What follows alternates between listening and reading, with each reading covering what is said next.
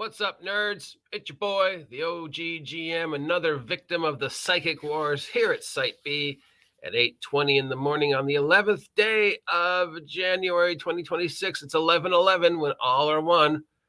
And it's time to take a look at all the tabletop role-playing game physical product that's currently available at your friendly local game store. That's Dreamworld Collectibles here in Ventura, California.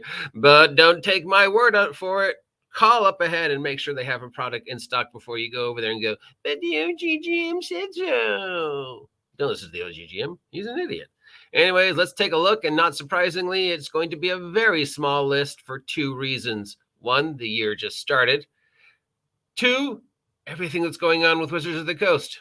All right, here we go. From our friends over at Free League Publishing, the Blade Runner RPG, the most anticipated RPG of 2022, is in print and should be available at your friendly local game store for about $50, based upon the award-winning Mutant Year Zero system from the award-winning people over at Free League. We have Blade Runner, the RPG. He say, you Blade Runner. You got the wrong guy. He say, you Brennan. Brennan, huh? Face it, buddy, you were a cop when you left, and if you're not cop, you're the little guy. Or something, whatever. It's been a while. I need to watch it again. From JVC Perry, we have Isle of the Dreaded Accursed for Dungeons & Dragons 5th edition. Sadly, Mr. Perry probably released this before he knew about the OGL 1.1. Dude, sorry. But nobody knew this was coming. There was no way of knowing. Isle of Dreaded the Cursed, huh? Anyways, it's an adventure for second level and above characters for 5th edition D&D that takes place on an island, which you know is my favorite type of genre for D&D. It's $25. From Gale Force 9, you remember them, Gale Force 9, they had a huge lawsuit against Wizards of the Coast a while back. Well, I guess they're all friends again because they have some new figures coming out for D&D and other OGL fantasy. This is a Behir. That's this thing over here.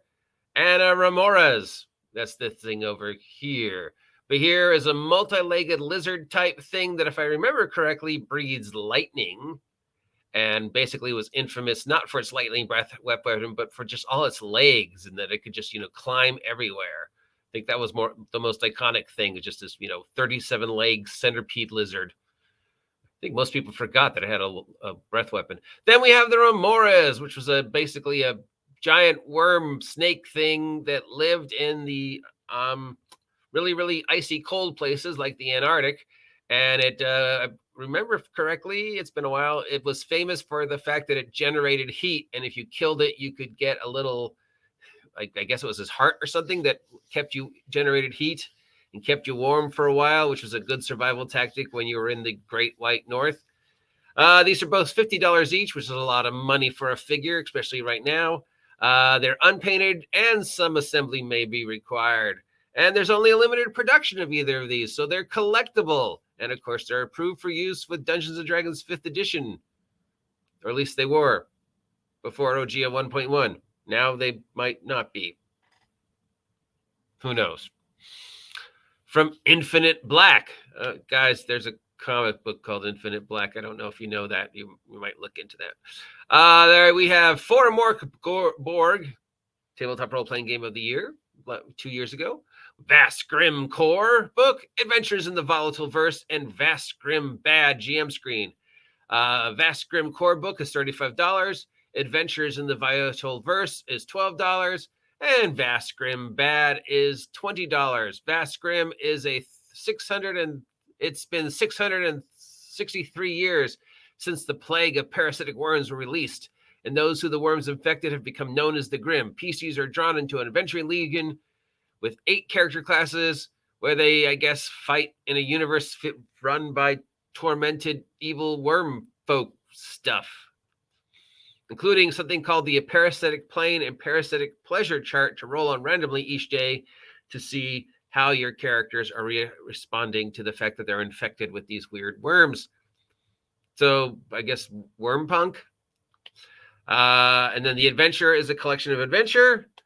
And the GM screen is just that. So it is using Mork Borg system, creating a brand new universe to explore Mork Borg in space, I guess, where Wormpunk,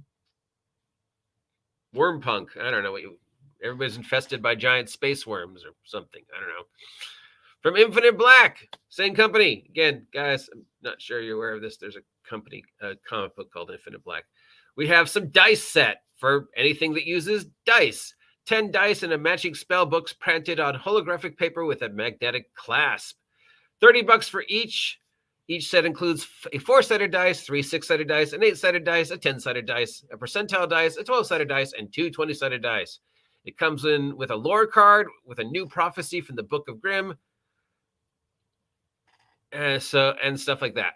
So yeah, dice with little cool skulls on them and made out of cool. I mean, the designs are cool. $30 for dice though. And from Sundial Games, we have Quest Calendar and some more dice. The Galaxy dice set for $6. And we have the Quest Calendar for $25. The Galaxy set are turquoise blue dice with this little sparkly effect.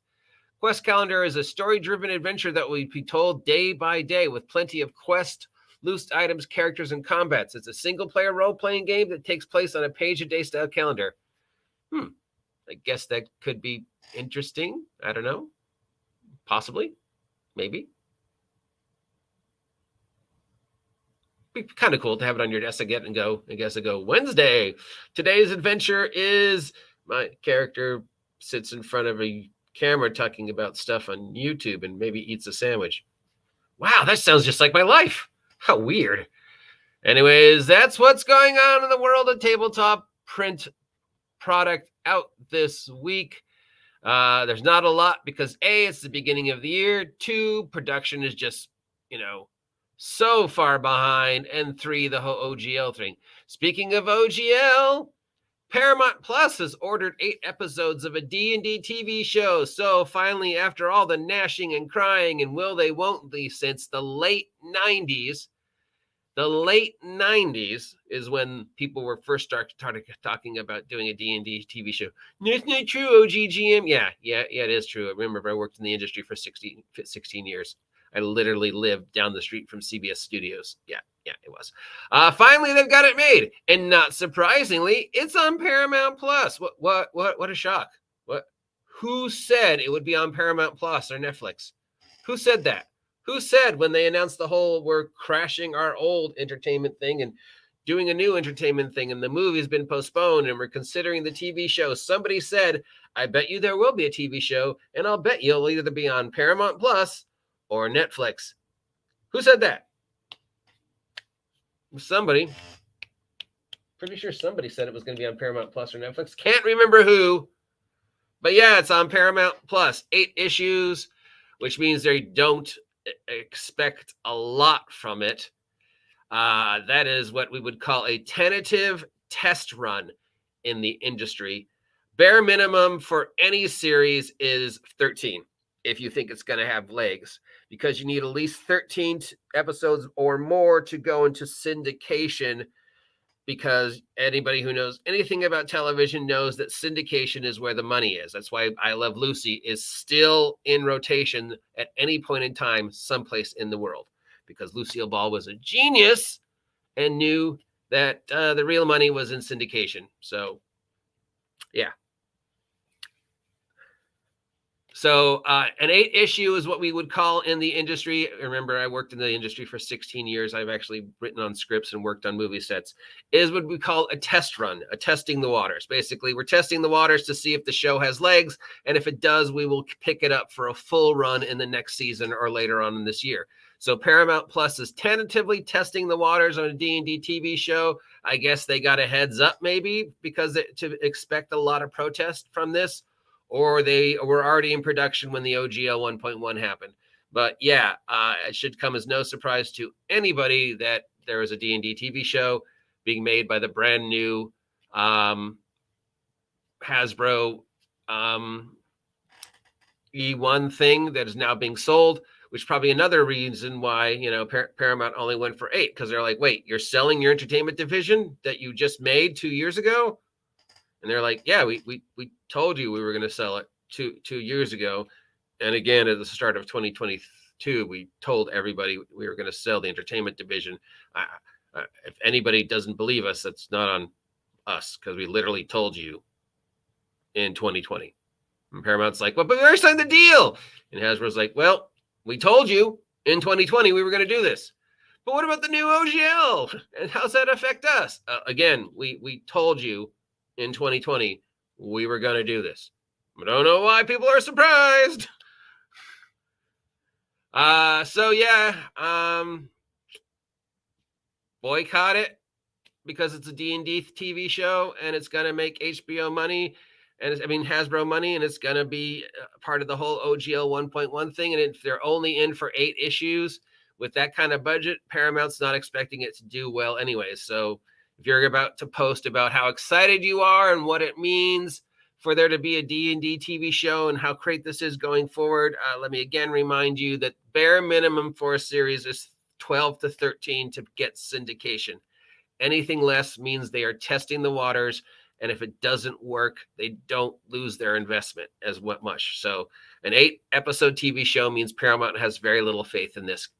And of course, because it's D&D related, I expect a lot of people will be boycotting it. In fact, if you want the Paramount Plus contact information so you can tell them you're not going to boycott this TV show, I'll include it at the end of this blog with the Hasbro contact information yet again. No, OGM. It sounds like you know what you're talking about when you talk about the entertainment industry. Yeah, weird. It's like somebody told you they were going to do this 2 years ago. And it's like somebody said last year, yeah, there's going to be a D&D TV show and it'll be on either Netflix or Paramount Plus, because that's the 2 companies that Hasbro has signed their $30 million plus entertainment deal with. I suppose next you're going to be surprised when they announce that Power Rangers are going to be on Netflix. What? And Peppa Pig is exclusive to Netflix. What? I don't know why I even bothered. Anyways, that's it for the tabletop role-playing game product news. If you want to pick up any of these new little toys, call ahead to your friendly local game store. That's Dreamworld Collectibles here in Ventura, California, and ask them if they have it in stock. Remember, this is my job, so warning, this is a monetized video, and a work of sarcasm as always. So yeah, if you don't like commercials in your YouTube, that's why. If you appreciate this nonsense, let me know. If you don't appreciate this nonsense and want me to change, let me know. If you haven't had a chance to subscribe yet, please subscribe. It doesn't cost you anything, and it helps me immensely to hit the 2023 goal of 1 billion subscribers by the end of the year. Remember, this is my job, so if you're feeling generous, consider supporting the OGGM by checking out some of my merch. All my OGL 1.0A products are on sale at Big Geek Emporium for 35 cents to the end of this week. I've got a ton of stickers on my YouTube channel and on my Redbubble. So yeah, you can also support me through the Ko-Fi, through the Patreon, or just by saying, hey, OGGM, we appreciate you. Thanks, buddy, for letting us know this pointless information. Till next time, looks like it's going to rain again, so drive safe, and I will talk to you later. Links down below if you want to contact Hasbro and Paramount.